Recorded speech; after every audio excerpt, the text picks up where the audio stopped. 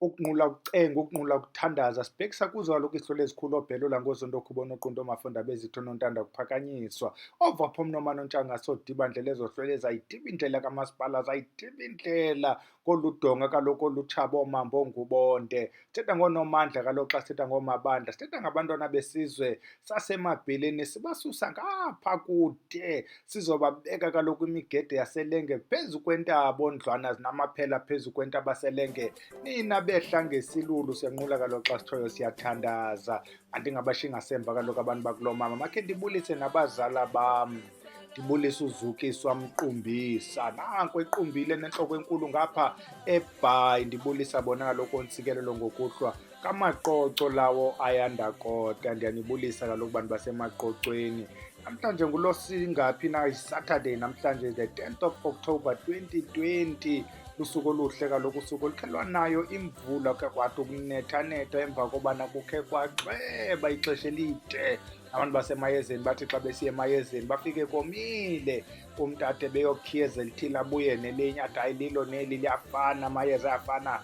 Sithi kaloku wena osanda ufika kweli khaya, wena osibonela ngempazamo, subscribe kweli khaya and hit that notification ukwenzela uba ungabi saphuncuka neli bhele lihle kangaka ingathi ndiyintombi. Namhlanje kaloku bantu abahle is Saturday. Njeba iSaturday, one of izinto kaloku Saturday siba neklasi yamayeza iVusilanga Academy of Traditional Medicine. Namhlanje is the last day kwigroup yethu yesibini kulo nyaka ka-2020. It's been a nice journey, it's been a very quick nice journey. Siyothuka ukuba kanti seyinyanga yesibini, sigqibezela uthaka apho sithaka into ezinkulu. Kuyathakwa kaloku emayezeni, uqala uwafunde la mayeza, uzazi ezi ziwasho, wazi la magama amayeza. Emva koko uyazi iprinsipuli yothaka ukuba kuthakwa njani, kuthakwa ngeyiphi ipattern.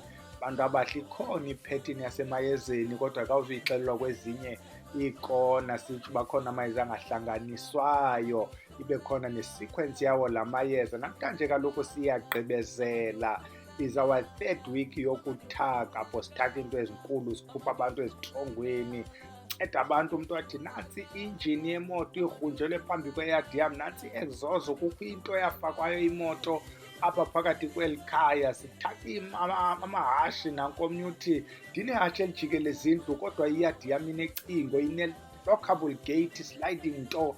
Ezi gate zidurayo bhele kodwa ubusuku nobusuku hayi nantsi into yayijikeleza indlu. Sithaka into ezikumila kunjalo. Omnye utata iyakhala, ndinabantwana ababini ngamanxila angaziwayo, ndijongile nje ngathi andinabantwana, ndincedini. Benza loo nto ke oomayezeni, yinto yasemayezeni ke. Igroup yokugqibela iyaqala nayo namhlanje after we struggled ukufumana abantu abana-WhatsApp, Masigqitheni ke size kwitopic yanamhlanje njengoba iyi-Saturday. Kaloku iSaturday lusuku apho siye sincokole khona ezidla umzi, sidiza amahlebo ngezinye imini. Namhlanje sithetha ngokuqatshulwa. Nantsi into iyaxhaphaka bantwana abahle, mhlawumbi wena uba zange uyihoye le nto khawuyiqwalasele. Kukhona into enenyanga mhlawumbi iqalile, kuyaqatshulwa umntu xa ivuka. Uqatshulwa apha engalweni, omnye uqatshulwe ebusweni, omnye uqatshulwa apha entloko, omnye uqatshulwe emqolo, omnye uqatshulwe ezimbanjeni. Siqatshulwa kwiindawo ngeendawo. Kutheni ndizawuvuka ndiqatshulwe, omnye afika apha ekhaya? Ayiko kuqatshulwa nje kuphela, has been sutured. Ufumanise uba le ndlela yokukusutsharishwa, wena mntu ukwaziyo ukusutsharisha ubone uba this one is highly professional.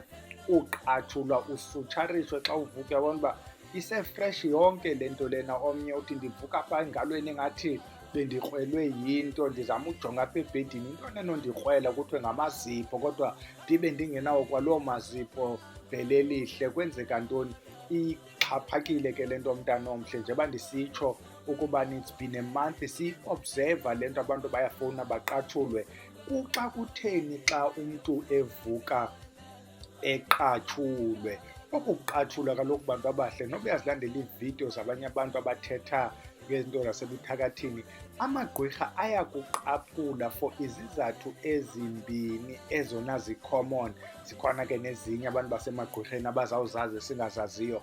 Eyokuqala into yokuqatshulwa yitrekha mntanomhle, benzela uba ze bakufumane, ze bakwazi ukuba uphi, ze babhaselane ngawe negqwirha eligqithayo libone uba nanko omnye umntu wethu, ikhastoma yethu. Kuthiwa naxa mhlawumbi kufundisa umntu ukuthakatha abesithi hayi mna ndisazifikele ekuthakatheni sewiki, kuthi hayi nanku umntu owikhi esesimgqibe kudala, hamba uyoprekthiza. Bafike bazenzele kuwe ke mntanomhle. Ndiyabona uba kukho Thixo abakhoyo kweli lizwe kuwo lo mhlaba abenza noba yintoni apha kuthi sibe ziibhola zabo. Ngunumber one ke lowo itrekha. Abanye ke umntu uqatshulwa kuba efakwa amafufunyana. Ufumanise uba umntu uqatshulwa apha entloko, uba uyamjonga apha entloko, uba uyafuthiswa abe nayo into erhawuzelayo kude kuphume into engathi liqhakuva. Uba uyayibona ihedi le yeqhakuva leni uba ikhe iputyuzwe iphume, ke kuphume ezo zinto zinjalo. Xa ufutha uve kuyarhawuzelela kude kube ngathi kukho ikhathi kule ndawo yayinekhathi ngawo. Zizo ezo zinto zasebuthakathini zokuqatshulwa, ukhe izirhawuzelele nje le nto ngelinye ixesha uhleli wedwa ubone uba ngelinye ixesha yaku-iritheyitha. Zezi ndawo siqatshulwa kuzo ngaba bathakathi endingazi uba badinwa xa kutheni, endingazi ukuba idiphele nini le nto yoku kuthakathwa kwethu kungaka. Every generation inegqwirha. Abanye I'm told baqala phaa kulaa age yo-7, sebe-advanced at that age. Sisezawuphela ke zihlwele ezihle. Yeyokuqala ke leyo sidibanisa iinto ezimbini, sithi bakuqaphula kuba bekumaka, bakuqaphula kuba bekufaka amafufunyana. Masitsho into ethi amafufunyana kukhona ukudinwa kwabantu abenza amafufunyana, because ayiseyonto ixhaphaka kakhulu le nto yamafufunyana as it used to be the case kudala. Uzawufumanisa uba ke nabantu ke abaxhuzulayo ngokuthakathwa, aba bantu umntu wakhe abe sisithwangathwanga esithile, ubone ngathi ulawulwa ngengqondo, omnye ulinxila elithile. Uba uyajonga apha phezulu entloko unalo uhlanga alufakiweyo endibonayo ukuba lolu omnye xa sesibuyela kulona mafufunyana athi xa seyivukile le nto ingasikaqhithi inwele, ingasikazingqubeki sedongeni, ingasikicinezelwa intloko le. Ngawo ke la mafufunyana. Nawe tatandini ohleli nje ucinga ethaveni, ngelinye ixesha unxili mntanomhle kuba wena ungutywaleni njengabanye, unxila kuba ubizwa ngabantu bakubizayo, benale connection, laa trekha bakubiza ngayo. Ngawo ke la mafufunyana nezo nto zifakwa apha entloko yokuqatshulwa. By the way, senthetha amafufunyana kodwa ndiyawoyika namafufunyana. So ndizama uthi ke zezinto oqatshulelwa zona apha entloko, utrekhwe, ukwenzela ube nguloo mntu seso sithunzela siphilayo. Sisithunzela mntanomhle. The moment ingqondo yakho ilawulwa elsewhere, usisithunzela. The moment uthi xa uyibamba imali yakho ithi swi ingqondo, akho nto uphinde uyicinge. Either ucinga lo mntu wakudlisayo, ucinga lo mntu okuphehlayo kuba izothenga utywala, okanye lo mntu othi xa unemali imali uhambe uyoyigalela kuye. Usisithunzela. Zibe zikhona iingxaki ezifuna wena ezifuna ukwenziwa, iingxaki zakokwenu ezifuna uzihoye kodwa uzihoyanga wena, uhoye iingxaki zomnye umntu ongazihoyanga yena. Ezi zakho sithunzela, sisithunzela. Xolo. Sigqithe ke siye kokwesibini, kuxa kutheni xa uqatshulwe. Uyaqatshulwa mntanomhle kuba kaloku unambarishwa, kusithiwa nanku omnye esizawuzomlanda. Masikhumbule uba ezi nonsense zala magqwirha khange zifumane bantu ngeCOVID. Besihlele ezindlini sithe nca, sifake iimaski, sithambise izandla, kubhizi. Aba bantu bathi basikhangela ezindleleni, inye imoto ehambayo endleleni, akekho ubhele lo bafuna umenza umntu waseGwadane. Ndiyabona phaa ingqama kwelaa hlathi lakwaSperman bayigqibile. Andiyazi amagqwirha noba basebenzisa wapha amahlathi kodwa basaqhuba phaa eGwadane. Gwadane sinijongile apho, Gwadane.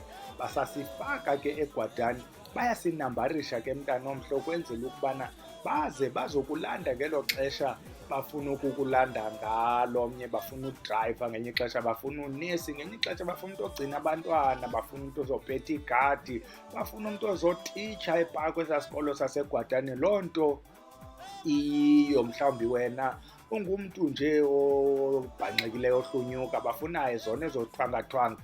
Azibuzwa uba inoba mna ndithathelwa ntoni ukusiwa eGwadane ingekho nto. Bafuna wena sithwangathwanga. Uyoba sisithwangathwanga phaa inoba bafuna abantwana baseGwadane. bahlekane nawe kuba usisithwangathwanga. So sithi ke benza ezo nto ke bayakunambarisha ukwenzela uba xa bebala ilist yabo bathi nanku number 5 baza kulanda ke, noba kulande njani uzawubhubha wena, uzawubhubha ngento ekhawulezileyo. Omnye kuthi ugule walala, omnye utshayiswe ibhayisekile wabhubha. Enye zizinto nje obona uba zinto zasebuthakathini ezingacacanga. Omnye bekuxabana abantu ababini etywaleni kwahlatywa yena. Uzolandwa ke mntana omhle. Ithini ke le nto bele yokuqatshulwa? Le nto ziintlanga ezi bantwana bahle, ziintlanga ezi ezifana nazo neziphi na iintlanga. Ziyakhutshwa ezi ntlanga. Wena mntu ezibonwe use-early, wena uzibone use-early kuba ngenye ixesha xa uvuka yeyi mani ndingakhange nditsibe emacingo yintoni le, yazi buqatshulwe mntana omhle. Khangela umntu onamayeza okukhupha iintlanga. Uyabuza ke ngokomnye umntu uba ezi ntlanga ingaba zizo zodwa na ezifakwa ngoqatshulwa. Masesigqitha nje kuloo nto nangona besingezanga kuyo. Abantu abathakathayo iinto zabo bazifaka ngeendlela. Ziphele ezi zinto ziseva one or different purposes. Andithi ngoku kuphinde kwakho nale nto basihle nje ebusuku siyatya nca kumnandi. Bakufaka loo madliso, bakufaka ezo nto zabo zoba bakwazi ukufuna bakufumane ngexesha bakufuna ngalo. Kukho into nayo ngoku uzuyijonga into abanengxaki, abantu abanengxaki yamabekelo. Ndiyabona amagqwirha la isizini mhlawumbi yenye into besingayiqapheli ngabo kuba bengekho nezi COVID. Izinto ezininzi ziqalile kule nyanga kaSeptemba nje biphela, beginning of October. Izinto ebesesisithi ziphelile, iingxaki zezisu, ukuxhuzula, amabekelo, okukuqatshulwa. Phinde zavuka, bayavuselela ke mntana omhle. Sukuyiyeka into. Once uvuka unomlenze ongawuqondiyo, umlenze angathi uvele wanenkantsi, umlenze ngathi uyadumba okanye sike ngathi ubuqhwalelarha, into ongakhange uyogileka palini uba ungasibona sewuqhwalela, khawuleza uyeke umntu amayeza akuncedise fresh. Wena mntu othi ndiyatya ebusuku nje bandilele nje ndiyahlafuna imnandi le nto, ngenye ixesha engathi le nto ibingumqambulo, ngamathumbu enkukhu andiwathandi, ibingamathumbu egusha. Khawuleza mntana omhle udibane nomntu oza kunika amayeza, abulawe la mayeza esafika. Wena mntu othi uqatshulwe, khawuleza udibane nomayezeni omsebenzisayo ukwenzela uba le treka ingabi sahlala. Ungabalwa mntana omhle kwezi bhasi zizawuwa, kwezi teksi zawugilana uve kuthiwa nantsi ibhaki igilene neteksi, babhubhe bonke abantu baseteksini, kwashiyeka udrayiva webhaki kuba izihlolo zakwabo samkhusele. Masimeni ngeenyawo ke bantwana bahle. Wena mntu othi andazi mntu ndiyinkedama, khawukuzame nazo ezi ziwasho okuba nje uphekuze ungabi lula kula magqwirha. Kodwa ke iziwasho ixesha elininzi azikho eziselwayo. Iya noba kukwi-herbal shop ekufutshane nawe uyocela phaa, because ezi herbal shops ziba nazo izinto ezinazo uxhofxofana. The only problem ke kwezi herbal shops, ubuninzi bazo zi-ownwa ngamaNdiya. Andiqondi ukuba la maNdiya akwazi usidibanisela bochitha ibhuma utaki into. Kodwa ke iya uyokhangela uba akukho ncedo na unolufumana. Ide ke xa kunzima kakhulu ke mntana omhle, ungadibana nala marasta lapha ecala kwendlela, ucela uba marasta akho mntu unalo icebo enantsi into iyaqala, ndinale ndawo ndivuka ndikrwelekile. Ujonga uba banokwenzela ntona. Suhlala, that's all we want to say. Suhlala unale nto iqalayo singekayazi nathi, imele ngeenyawo, khawuleza uncedwe. Wena mntu okufutshane ke nalapha emabheleni singazama ukukuhlanganisela. Sithi masiyeke ilale ke mntana omhle, kodwa sithi khawuzame uba ungabi ngomnye wabantu abamakishiweyo, omnye wabantu abazawuzolandwa. Sibulele ke kwisihlwele ezisithumileyo. Nantsi into ebesize nayo ngayo the 10th of October 2020. Makube chusi ke sihlwele zasekhaya, kubele camagu.